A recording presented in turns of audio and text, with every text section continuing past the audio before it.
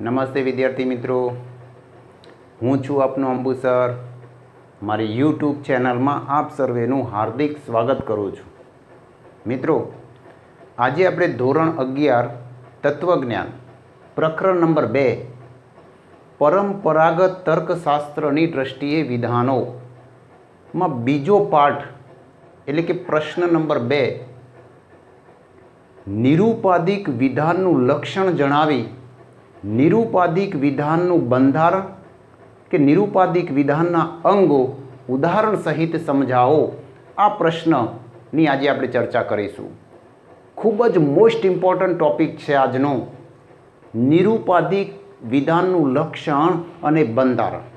મિત્રો, હું આપને નિરુપાધિક વિધાનનું લક્ષણ અને બંધારણ સમજાવું એ પહેલાં આપ નવા છો તો મારી યુટ્યુબ ચેનલને સબસ્ક્રાઈબ કરવાનું ભૂલશો નહીં.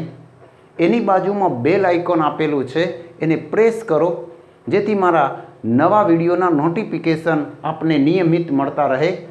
તો મિત્રો, શરૂ કરીએ નિરુપાધિક વિધાનનું લક્ષણ અને બંધારણ. એ પહેલાં મારી તમને બધાને એક ખાસ વિનંતી છે કે મારા વિડીયોને અંત સુધી જોવાનું રાખો. તો મિત્રો, આશા રાખું છું કે તમે મારા તમામ વિડીયોને અંત સુધી જોશો તો જ તમે સારી રીતે દરેક પ્રશ્નને સમજી શકશો. તો મિત્રો, શરૂ કરીએ નિરુપાધિક વિધાનનું લક્ષણ અને બંધારણ. એ પહેલાં હું આપને કેટલાક પ્રશ્નો પૂછીશ. મેં તમને અગાઉના વિડીયોમાં સમજાવ્યું કે તર્કશાસ્ત્ર એ દલીલોનો અભ્યાસ કરે છે. તર્કશાસ્ત્ર એ અનુમાન કે દલીલોનો અભ્યાસ કરે છે. મિત્રો, દલીલો શેની બનેલી હોય છે? દલીલો એ વિધાનોની બનેલી હોય છે. દલીલનું મૂળભૂત ઘટક કયું કહેવાય? તો દલીલનું મૂળભૂત ઘટક એ વિધાન કહેવાય છે. મિત્રો, વિધાનનું લક્ષણ કોણે આપ્યું? વિધાનનું લક્ષણ તર્કશાસ્ત્રના પિતા એરિસ્ટોટલે આપ્યું. એરિસ્ટોટલે વિધાનનું કયું લક્ષણ આપ્યું? મિત્રો, વિધાન એટલે કશાકના વિશે કશીક માહિતી આપતું કથન જે કાં તો સત્ય હોય છે અથવા અસત્ય હોય છે, તેને આપણે વિધાન કહીએ છીએ. પણ મિત્રો, અહીંયા આપણે જે વિધાન વિશે ભણવાના છીએ ને, એ વિધાનનું નામ તો નિરુપાધિક વિધાન છે. કેવું વિધાન? નિરુપાધિક વિધાન છે. અને એટલે જ આપણે નિરુપાધિક વિધાનનું લક્ષણ અને બંધારણ એટલે કે એના અંગો વિશે આપણે અહીંયા સમજીશું. તો નિરુપાધિક વિધાનનું લક્ષણ શું આપી શકાય? નિરુપાધિક વિધાનની વ્યાખ્યા મોસ્ટ ઇમ્પોર્ટન્ટ છે.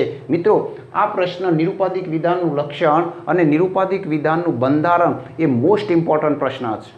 તમારે એના લક્ષણ અને બંધારણને સમજવું જ પડે. તો શરૂ કરીએ નિરુપાધિક વિધાનના લક્ષણથી. નિરુપાધિક વિધાનની વ્યાખ્યા તમારા માટે ખૂબ જ ઇમ્પોર્ટન્ટ છે. તો નિરુપાધિક વિધાન એટલે શું? નિરુપાધિક વિધાન એટલે જે વિધાનમાં કોઈ પણ પ્રકારની શરત કે ઉપાધિ વગર સીધી માહિતી આપવામાં આવી હોય તે વિધાનને નિરુપાધિક વિધાન કહે છે. મિત્રો, વ્યાખ્યા બરાબર યાદ રાખજો. ફરીથી કહું છું, નિરુપાધિક વિધાન એટલે શું? જે વિધાનમાં કોઈ પણ પ્રકારની શરત કે ઉપાધિ વગર સીધી માહિતી આપવામાં આવેલી હોય તે વિધાનને નિરુપાધિક વિધાન કહે છે. ટૂંકમાં કહેવું હોય તો બિનશરતી માહિતી આપતું વિધાન. કેવું? બિનશરતી માહિતી આપતું વિધાન, તેને નિરુપાધિક વિધાન કહેવાય. તો દાખલા તરીકે જો મિત્રો, અહીંયા મેં નિરુપાધિક વિધાનને અહીંયા 4 ઉદાહરણો લીધા છે. પહેલું, સર્વ માણસો મરણશીલ છે, આને નિરુપાધિક વિધાન કહેવાય છે. કેમ નિરુપાધિક વિધાન કહેવાય છે? તો એમાં માણસોના મરણશીલ હોવાની આપણને બિનશરતી માહિતી મળે છે. કોઈ પણ પ્રકારની શરત કરવામાં આવેલી નથી, બિનશરતી માહિતી મળે છે. બીજું ઉદાહરણ જુઓ, કોઈ પણ શિક્ષક અભણ નથી, આ પણ નિરુપાધિક વિધાન કહેવાય છે. કેમ મિત્રો એને નિરુપાધિક વિધાન કહેવાય છે? કે શિક્ષકના અભણ નહીં હોવાની માહિતી આપણને મળે છે, પણ બિનશરતી માહિતી મળે છે, કોઈ પણ પ્રકારની શરત વગર માહિતી મળે છે. ત્રીજું ઉદાહરણ જુઓ, કેટલાક ખેડૂતો ગરીબ છે, આ પણ નિરુપાધિક વિધાન કહેવાય. કેમ એને નિરુપાધિક વિધાન કહેવાય? કારણ ખેડૂતો ગરીબ હોવાની બિનશરતી માહિતી મળે છે, કોઈ પણ પ્રકારની શરત કર્યા વગર માહિતી મળે છે. ચોથું ઉદાહરણ જુઓ, કેટલાક નેતાઓ સેવાભાવી નથી, આ પણ નિરુપાધિક વિધાન કહેવાય છે. મિત્રો કેમ એને નિરુપાધિક વિધાન કહેવાય છે? કારણ નેતાઓ સેવાભાવી નહીં હોવાની આપણને બિનશરતી માહિતી મળે છે, શરત વગરની માહિતી મળે છે. તો મિત્રો અહીંયા જે 4 ઉદાહરણો અહીંયા લીધા છે, સર્વ માણસો મરણશીલ છે, કોઈ પણ શિક્ષક અભણ નથી, કેટલાક ખેડૂતો ગરીબ છે, કેટલાક નેતાઓ સેવાભાવી નથી, આ 4 વિધાનો, 4 ઉદાહરણો નિરુપાધિક વિધાન કહેવાય છે. કેવા વિધાનો કહેવાય છે? નિરુપાધિક વિધાનો કહેવાય છે. તો મિત્રો નિરુપાધિક વિધાન એટલે જે વિધાનમાં કોઈ પણ પ્રકારની શરત કે ઉપાધિ વગર સીધી માહિતી આપવામાં આવી હોય તે વિધાનને નિરુપાધિક વિધાન કહે છે. તમને મનમાં અહીંયા પ્રશ્ન થાય છે અને થવો જોઈએ. તમે કહેશો સાહેબ આ વિધાનોમાં કોઈ પણ પ્રકારની શરત કરવામાં આવેલી નથી અને શરત વગર અહીંયા માહિતી રજૂ કરે છે, તો શરતી માહિતી રજૂ કરતા હોય એવા વિધાનો કયા? દાખલા તરીકે હું તમને બીજું ઉદાહરણ આપું કે જેની અંદર શરત કરવામાં આવેલી હોય. જેમ કે જો હું પ્રથમ નંબરે પાસ થઈશ તો ચોકલેટ આપીશ. તો આ શું કહેવાય? શરતી માહિતીવાળું વિધાન. અહીંયા પ્રથમ નંબરે પાસ થાય તો ચોકલેટ આપીશ. અહીંયા તમને ચોકલેટ ક્યારે મળશે? જો હું પ્રથમ નંબરે પાસ થઉં તો આ શરત કહેવાશે મિત્રો. તો આવા શરતી માહિતી આપતા વિધાનોને આપણે નિરુપાધિક વિધાન કહીશું નહીં. સમજી લેજો બરાબર. શરતી માહિતી આપતા વિધાનોને નિરુપાધિક વિધાન કહેવાય નહીં. તો નિરુપાધિક વિધાન કોને કહેવાય? જે કોઈ પણ પ્રકારની શરત કે ઉપાધિ વગર સીધી માહિતી આપતા હોય, એટલે કે બિનશરતી માહિતી આપતા હોય એવા વિધાનોને જ નિરુપાધિક વિધાન કહે છે. દાખલા તરીકે અહીંયા જે 4 ઉદાહરણો લખ્યા છે એ 4 ઉદાહરણો એ નિરુપાધિક વિધાન તરીકે ઓળખાય છે. મિત્રો સમજાયું? ત્યારબાદ નિરુપાધિક વિધાનનું બંધારણ સમજીશું.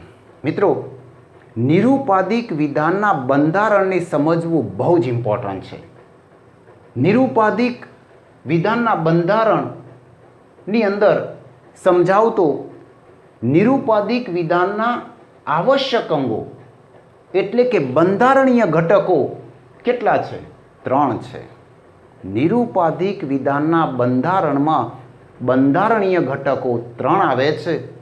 એરિસ્ટોટલ એમ કહે છે કે નિરુપાધિક વિધાનના આવશ્યક અંગો 3 છે. તો નિરુપાધિક વિધાનના આવશ્યક 3 અંગો કયા છે? નંબર 1 ઉદ્દેશ્ય પદ, નંબર 2 વિધેય પદ, નંબર 3 સંયોજક. ફરીથી કહું છું, નિરુપાધિક વિધાનના આવશ્યક અંગો કયા 3 અંગો છે? ઉદ્દેશ્ય પદ, વિધેય પદ, સંયોજક. તો મિત્રો હવે આપણે ઉદ્દેશ્ય પદ કોને કહેવાય, વિધેય પદ કોને કહેવાય અને સંયોજક કોને કહેવાય એને ઉદાહરણ સાથે સમજીશું. તો શરૂ કરીએ ઉદ્દેશ્ય પદથી. નંબર 1 ઉદ્દેશ્ય પદ કોને કહેવાય? નિરુપાધિક વિધાન જેને લગતું હોય તે પદને ઉદ્દેશ્ય પદ કહે છે. યાદ રાખજો બરાબર. ફરીથી કહું છું, નિરુપાધિક વિધાન જેને લગતું હોય તે પદને ઉદ્દેશ્ય પદ કહે છે. બીજી રીતે કહેવું હોય તો નિરુપાધિક વિધાનમાં જેના વિશે માહિતી આપવામાં આવી હોય તે પદને ઉદ્દેશ્ય પદ કહે છે. ત્રીજી રીતે કહેવું હોય તો નિરુપાધિક વિધાનમાં જેને ઉદ્દેશીને કહેવામાં આવ્યું હોય તેને ઉદ્દેશ્ય પદ કહે છે. તો જુદી જુદી રીતે કહી શકાય છે મિત્રો. તો જો મિત્રો, ઉદ્દેશ્ય પદ કોને કહેવાય?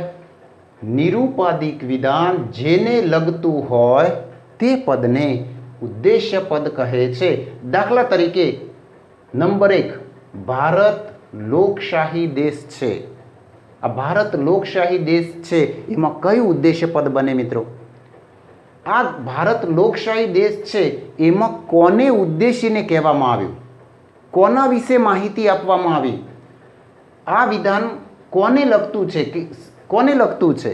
તો અહીંયા ભારત, કયું? ભારત.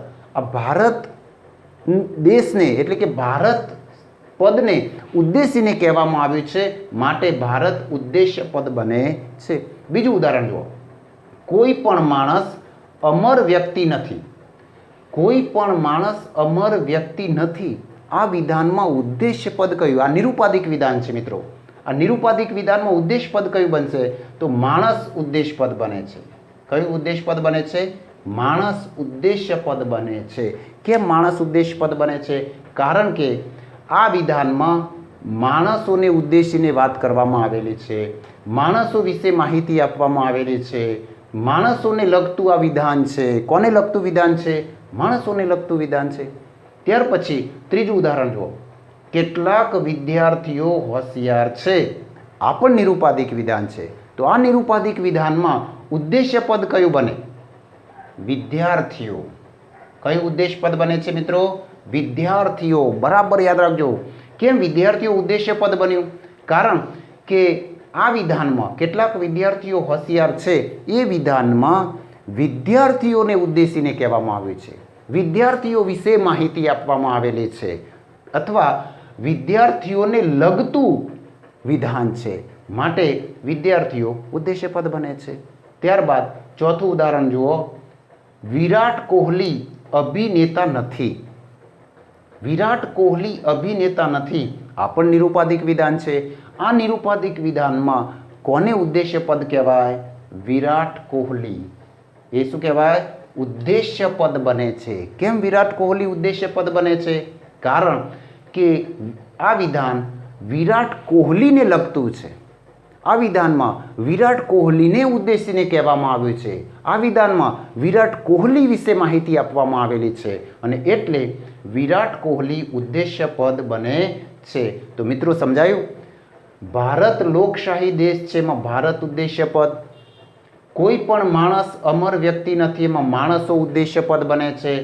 કેટલાક વિદ્યાર્થીઓ હોશિયાર છે એ વિધાનમાં વિદ્યાર્થીઓ ઉદ્દેશ્ય પદ બને છે અને વિરાટ કોહલી અભિનેતા નથી એ વિધાનમાં વિરાટ કોહલી ઉદ્દેશ્ય પદ બને છે. તો ઉદ્દેશ્ય પદ કોને કહેવાય? નિરુપાધિક વિધાનમાં જેને લગતું હોય તે પદને ઉદ્દેશ્ય પદ કહે છે અથવા નિરુપાધિક વિધાનમાં જેને ઉદ્દેશીને કહેવામાં આવ્યું હોય તે ઉદ્દેશ્ય પદ બને છે અથવા નિરુપાધિક વિધાનમાં જેના વિશે માહિતી આપવામાં આવી હોય તે ઉદ્દેશ્ય પદ બને છે. તો મિત્રો, નિરુપાધિક વિધાનના બંધારણીય ઘટકમાં આપણે ઉદ્દેશ્ય પદ કોને કહેવાય એને સમજ્યા. હવે નંબર 2, નિરુપાધિક વિધાનનું બીજું બંધારણીય ઘટક, બીજું આવશ્યક અંગ વિધેય પદ. મિત્રો, વિધેય પદ કોને કહેવાય? વિધેય પદ કોને કહીશું? ઉદ્દેશ્ય પદ વિશે નિરુપાધિક વિધાનમાં જે માહિતી હોય તેને વિધેય પદ કહે છે. ફરીથી કહું છું, વિધેય પદની ડેફિનેશન બરાબર યાદ રાખજો. કોને વિધેય પદ કહેવાય? ઉદ્દેશ્ય પદ વિશે નિરુપાધિક વિધાનમાં જે માહિતી હોય તેને વિધેય પદ કહે છે. ટૂંકમાં કહેવું હોય તો ઉદ્દેશ્ય પદ વિશે માહિતી આપતું પદ એનું નામ વિધેય પદ. તો દાખલા તરીકે જો અહીંયા 4 ઉદાહરણો લીધા છે. આ ચારે નિરુપાધિક વિધાનો છે. આ ચારે નિરુપાધિક વિધાનમાં વિધેય પદ કયું બને મિત્રો? તો જુઓ, ભારત બિન સાંપ્રદાયિક દેશ છે તો આ બિન સાંપ્રદાયિક દેશ એ વિધેય પદ બને છે. કેમ? ભારત ઉદ્દેશ્ય પદ ઉદ્દેશ્ય પદ વિશે આપણને કયું પદ માહિતી આપે છે? તો આ બિન સાંપ્રદાયિક દેશ હોવાની માહિતી મળે છે. તો આ બિન સાંપ્રદાયિક દેશ એ વિધેય પદ બને છે. નંબર 2, બીજું ઉદાહરણ જુઓ મિત્રો. બીજા ઉદાહરણમાં સર્વ બાળકો નિર્દોષ વ્યક્તિઓ છે. આ પણ નિરુપાધિક વિધાન છે, પણ આ નિરુપાધિક વિધાનમાં વિધેય પદ કયું બને? મિત્રો, નિર્દોષ વ્યક્તિઓ વિધેય પદ બને છે. કયું? નિર્દોષ વ્યક્તિઓ. કેમ? કારણ કે બાળકો ઉદ્દેશ્ય પદ છે. આ બાળકો વિશે નિર્દોષ વ્યક્તિઓ હોવાની આપણને અહીંયા માહિતી મળે છે. તો નિર્દોષ વ્યક્તિઓ વિધેય પદ બન્યું. ત્રીજું ઉદાહરણ જુઓ. કોઈ પણ વિદ્યાર્થી અવિવેકી નથી. તો આમાં અવિવેકી વિધેય પદ બને છે. મિત્રો, કેમ અવિવેકી વિધેય પદ બને છે? તો આમાં ઉદ્દેશ પદ કયું? વિદ્યાર્થીઓ.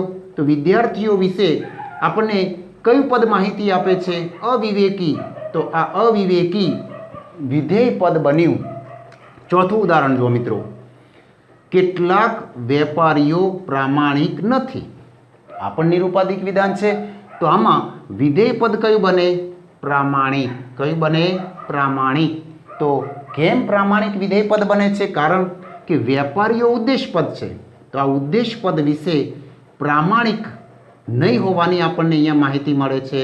તો અહીંયા પ્રામાણિક એ વિધેય પદ બને છે. તો મિત્રો, ભારત બિન સાંપ્રદાયિક દેશ છે, એમાં બિન સાંપ્રદાયિક વિધેય પદ બન્યું.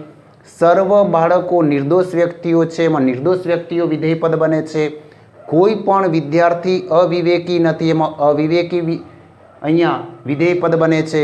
કેટલાક વેપારીઓ પ્રામાણિક નથી, એમાં પ્રામાણિક વિધેય પદ બને છે. તો મિત્રો, અહીંયા વિધેય પદ કોને કહેવાય? ખાસ યાદ રાખજો, વિધેય પદ કોને કહેવાય?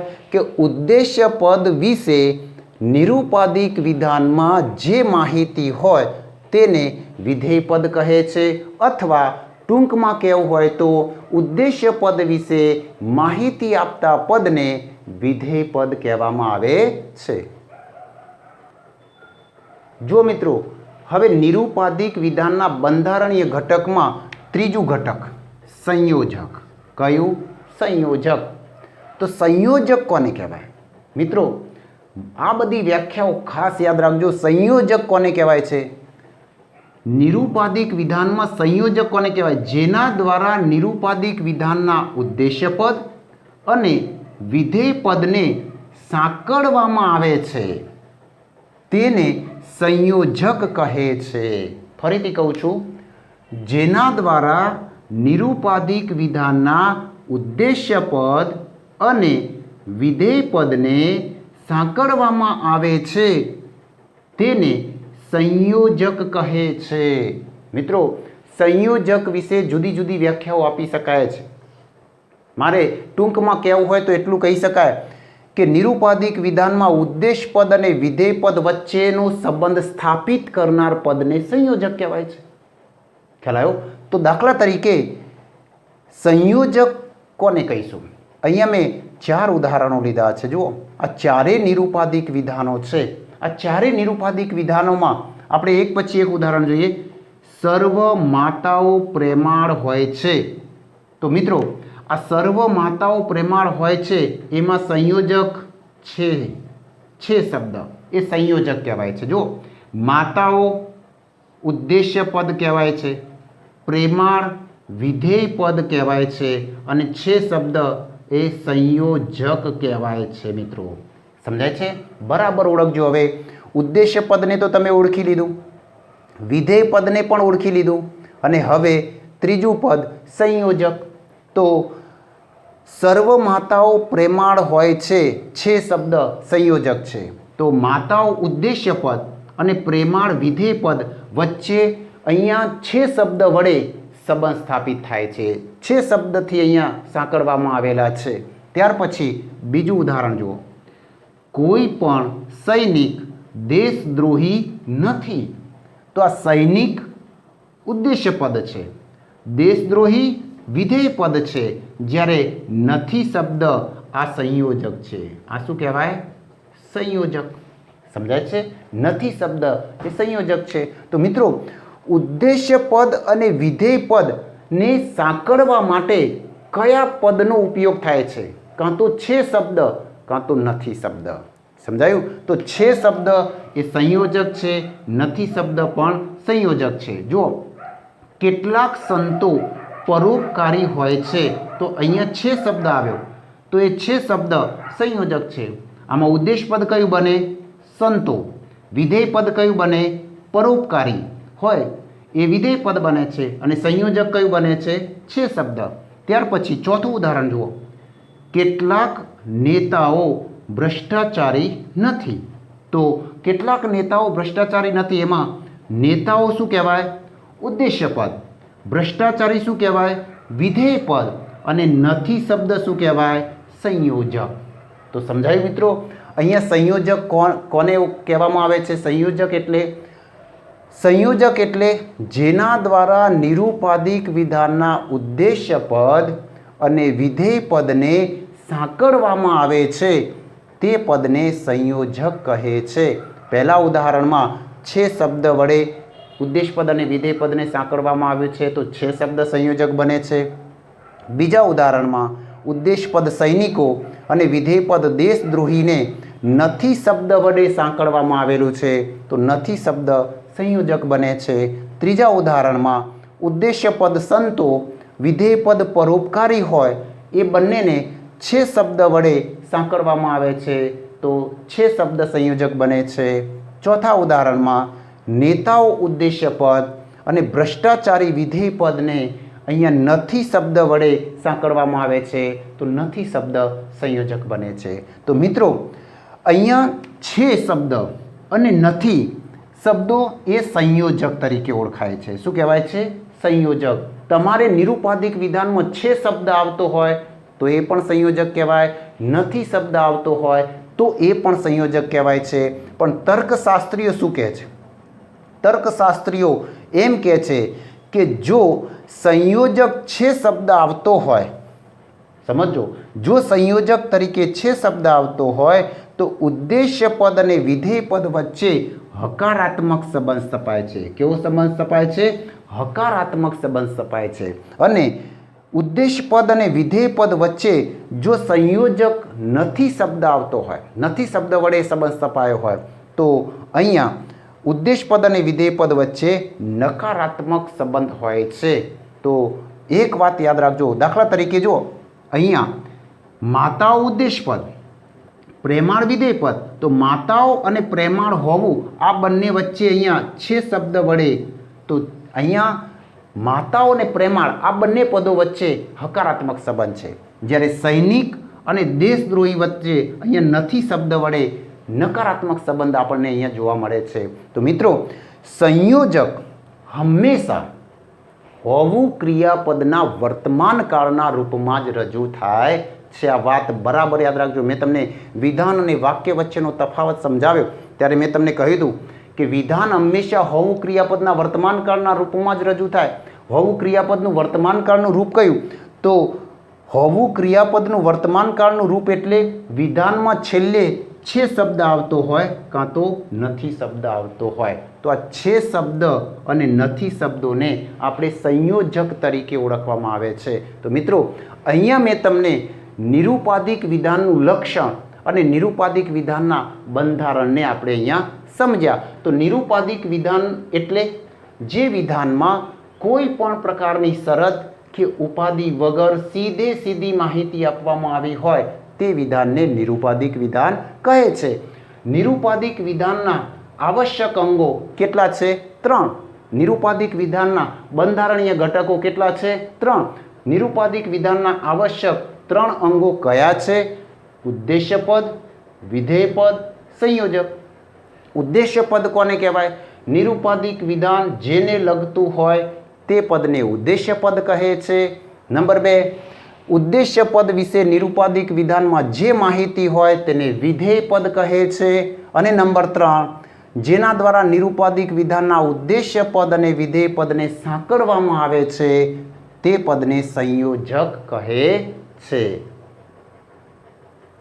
તો મિત્રો આજે આપણે ખૂબ જ મોસ્ટ ઇમ્પોર્ટન્ટ એવા પ્રશ્નની ચર્ચા કરી, નિરુપાધિક વિધાનનું લક્ષણ અને બંધારણ. તો તમને મારો આજનો વિડીયો ગમ્યો હશે. જો મારો આજનો વિડીયો ગમ્યો હોય તો તમે મને જરૂર લાઈક કરો, શેર કરો અને હજુ સુધી મારી ચેનલને સબસ્ક્રાઈબ ન કરી હોય તો સબસ્ક્રાઈબ પણ કરી લો. મિત્રો, તમારા મનમાં કોઈ પ્રશ્ન હોય તો નીચે કોમેન્ટ બોક્સમાં જરૂર લખીને મોકલાવો અને જ્યાં સુધી હું નેક્સ્ટ વિડીયો લઈને આવું ત્યાં સુધી હું આપની રજા માગું છું.